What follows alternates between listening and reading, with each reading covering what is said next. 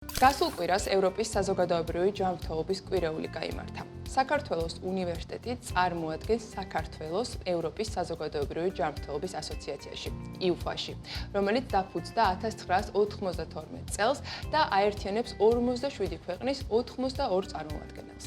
უნივერსიტეტი 2019 წლიდან ყოველწლიურად აქტიურად მონაწილეობს IUFA-ს კვირეულის აღნიშვნაში.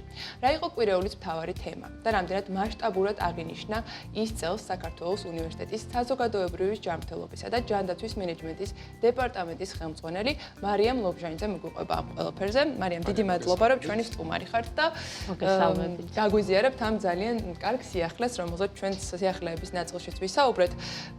საერთოდ რა არის ამ ასოციაციაში გაერთიანების მიზანი და რას ისახავს მიზანს ეს 57 ქვეყნის გაერთიანება, რომელზეც ვისაუბრეთ? მოგესალმებით კიდევ ერთხელ, დიდი მადლობა მოწვევისთვის. თემით დაინტერესებისთვის, IUFA გახლავთ ძალიან მასშტაბური ქსელი, რომელშიც როგორც უკვე აღნიშნეთ, ევროპის თითქმის ყველა ქვეყანაა გაერთიანებული და მათი ჯანმრთელობის ასოციაციები, ინდივიდუალური წევრები, ინსტიტუციონალური წევრები და ასე შემდეგ. ძირითადი მიზანი გახლავთ მოსახლეობის, ევროპის მოსახლეობის ჯანმრთელობის გაუმჯობესება, ოღონდ ასე ვთქვათ, მტკიცებულებაზე დაფუძნებული მეთოდოლოგიების გათვალისწინებით ჯანდაცვის პოლიტიკაში. ეს არის ერთგვარი ხიდი პრაქტიკასა და პოლიტიკას შორის, სამეცნიერო მტკიცებულებასა და პოლიტიკას შორის. რა არის მთავარი პროექტები, რომელშიც მონაწილეობას იღებს ევროპის ჯანმრთელობის ასოციაცია? ეს ასოციაცია ატარებს მრავალი მიმართულების ღონისძიებებს, მაგრამ რამდენიმე მათგანი არის, ასე ვთქვათ, ყოველწლიური და მეორდება ყოველ წელს. ეს გახლავთ მასშტაბური კონფერენცია, რომელიც შემოდგომით ტარდება ხოლმე და ათასობით მეცნიერ მუშაკი იღებს მონაწილეობას, სტუდენტები, პროფესორები, დარგის ექსპერტები და ასე შემდეგ. და ასევე იგი მართავს თავის ჟურნალს, სამეცნიერო ჟურნალს Oxford Press-ში და ასევე აერთიანებს სტუდენტების ქსელს.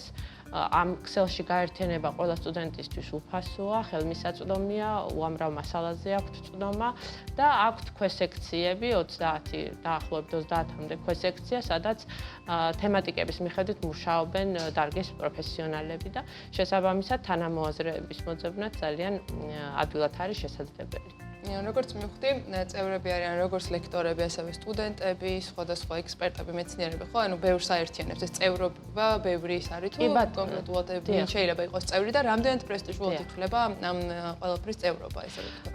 მოგახსენებთ, სხვადასხვა ტიპის წევრობა არის, როგორც აღნიშნეთ, არსებობს ეროვნულ დონეზე ჯანმრთელობის გაერთიანებები, ასოციაციები ერთიანდებიან ამ ტიპის წევრობით.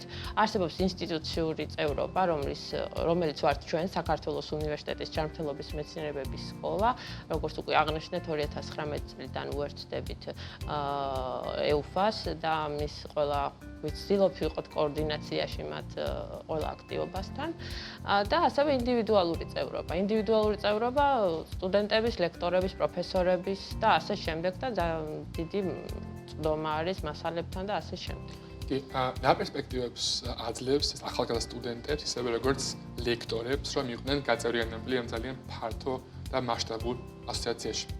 კიდევ ერთხელ მინდა ვთქვა, რომ აქ არის ბევრი მიმართულებით მუშაობა, არის უფასო ტუტორინგი, ტრენინგები სამეცნიერო ნაშრომებზე, უფასო, ასე ვთქვათ, ლექციები, სადაც შეუძლიათ ისწავლონ პრაქტიკულად დანერგონ თავიანთი უნარები და ასე შემდეგ. თუმცა კიდევ ერთი რაც მინდა დააღმენიშნა აქტივობებთან დაკავშირებით, ეს არის ევროპული ჯანმრთელობის კვირეული, რომელიც ასევე ტრადიციულად ყოველ წელს იმართება და ეს არის ერთგვარი მოძრაობა ევროპაში, რომელსაც ყველა შეგვიძლია შეუერთდეთ, დავრეგისტრირდეთ საიტზე, ავტვირთოთ ღონისძიებები და შემდეგ უკვე განვახორციელოთ და ასევე არსებობს, ასე ვთქვათ, ისეთი ტრენინგები და აქტივობები, რომელიც თვითონ პროფესიული ჯგუფებისთვის არის საინტერესო. ეს კვირეული, რომელიც აღნიშნეთ, უშუალოდ წელს რა თემატიკაზე იქნება, რა თემატიკას მიეძღვნება, ესე რა ვთქვათ და თუ იქნება რამდენი? ჯანმრთელობის ევროპული კვირეული ყოველ წელს სხვადასხვა ინიციატივით და თემატიკით წარდგება. წელს არის ინვესტირება მდგრადი ჯანმრთელობისა და კეთილდღეობისთვის. და წელს, ესე იგი 2026 წლის 4-დან 8 მაისამდე ჩატარდა ეს ღონისძიება მთელი ევროპის მასშტაბით და ყოველდღიურად იყო სხვადასხვა ქვეთემატიკები. ამ ქვეთემატიკებს ვცდილობთ შევეხმიანოთ და გავაკეთოთ მრავალფეროვანი აქტივობები, სადაც ჩვენს აკადემიურ სივრცეში და მის ფარგლებ გარეთაც ერთგვარი სოციალური პასუხისმგებლობაც არის ამ ორგანიზაციის წევრობა, რადგან ეს ასე ვთქვათ საქართველოს სახეა. და ამ თემატიკის დამუშავება, რომელიც ახსენებდა. რაც მაინტერესებს, არიან თუ არა უშუალოდ სტუდენტები ჩართული ამ პროცესის ორგანიზებაში, თუ იღებენ მაშინ მონაწილეობას, იმიტომ რომ დაწუნებელია ძალიან ესეთი მნიშვნელოვანი გამოცდილება ასევე მათთვისაც ეს. კი, რა თქმა უნდა, ჩვენ ვაკეთებთ მათ ინფორმირებას ჯანმრთელობის მეცნიერებების სკოლის ყველა მიმართულებაში არის ეს მედიცინა, ფარმაცია, საზოგადოებრივი ჯანმრთელობა თუ სტომატოლოგია, თუ საექთნო საქმე. ყველა მათ სტუდენტს მოუწოდებთ, რომ მიიღონ მონაწილეობა, ჩაერთონ ამ ღონისძიებებში და გვაქვს სხვადასხვა ტიპის ღონისძიებები, როგორც უკვე აღვნიშნეთ, ჩვენს აკადემიურ სივრცეში არის დისკუსიები და საჯარო ლექციები უმეტესად, ამით იხსნება ხოლმე ჩვენი კვირეული და შემდეგ უკვე გავდივართ გასვლით ღონისძიებებს და ეს გასვლითი ღონისძიებები მაგალითად წელს გულისხმობდა ორ საშუალო სკოლაში ვიზიტს, სადაც თვითონ სტუდენტებთან და ჩვენს პროფესორ-მასწავლებლებთან ერთად გავმართეთ დისკუსია.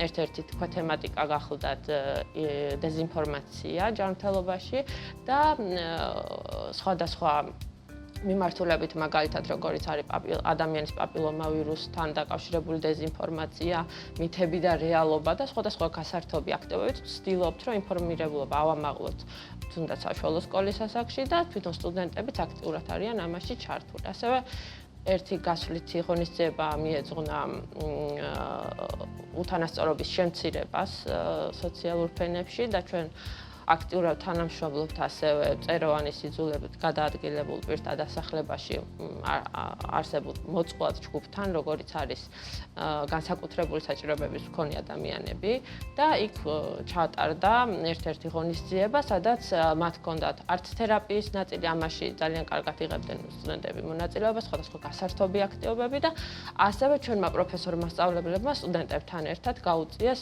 ასე ვთქვათ, კონსულტაციები ოჯახის ექიმის, დერმატოლოგის, ორალური ჰიგიენის მიმართულებით და ასე შემდეგ, რომ მათი, ასე ვთქვათ, მათი საჭიროებების გათვალისწინებით შემდეგ კიდევ დაიგეგმება მათთან ურთიერთობა და ღონისძიება. აი, ბევრ თემაზე ვისაუბრეთ, თუ რას აკეთებთ აი ამ პარტნიორობის ფარგლებში, რამე აქტივობა განხორციელდა, როგორ ეხმარებით თუნდაც მოწყვლად ჯგუფებს, ბევრ ამას. აი, სამომავლო გეგმებზეც რო გკითხოთ, საქართველოს უნივერსიტეტის სამეცნიერო სკოლის სამომავლო გეგმები 2026 წელს, თუნდაც ამ თანამშრომლობის ფარგლებში რა არის და თუ თანამშრომლობის მიღმაც რა არის, რომ ვიცოდეთ ეს ამ გეგმების შესახებ. კი ბატონო, პირველ რიგში უნდა აღინიშნოს ის ყოველწლიური კონფერენცია, რომელიც შემოდგომით არის დაგეგმილი, ჩვენი უკვე წარდგენილი გვაქვს კვლევითი თემატიკები, ჩვენი პროფესორ-მასწავლებლებისგან და სტუდენტებისგან. და წარმოდგენილი ვიქნებით ამ კონფერენციაზე აუცილებლად ჩვენი ნაშრომებს გავაზიარებთ და ასევე იმ სექციებზე, რომელზეც ვახსენებდი პროფესიული მიმართულებები და შეიძლება იყოს მენტალური ჯანმრთელობა, მიგრაცია და სხვა აქტუალური თემები, რომელიც იუფას ინტერესის სფეროში არის, ამასთან დაკავშირებით იმ შეხვედრებზე, რომელიც იმართება იუფას ფორმატით, აუცილებლად ვიღებთ მონაწილეობას და 2026 წელს არ იქნება ამ კუთხით გამონაკლისი. გესაგებია, უმეტეს მადლობა, რომ გვესწრებთ, ამაზე გვესაუბრეთ. დიდი მადლობა. ნამდვილად სასიამოვნო იყო. მადლობა კიდევ ერთხელ. დიდი მადლობა.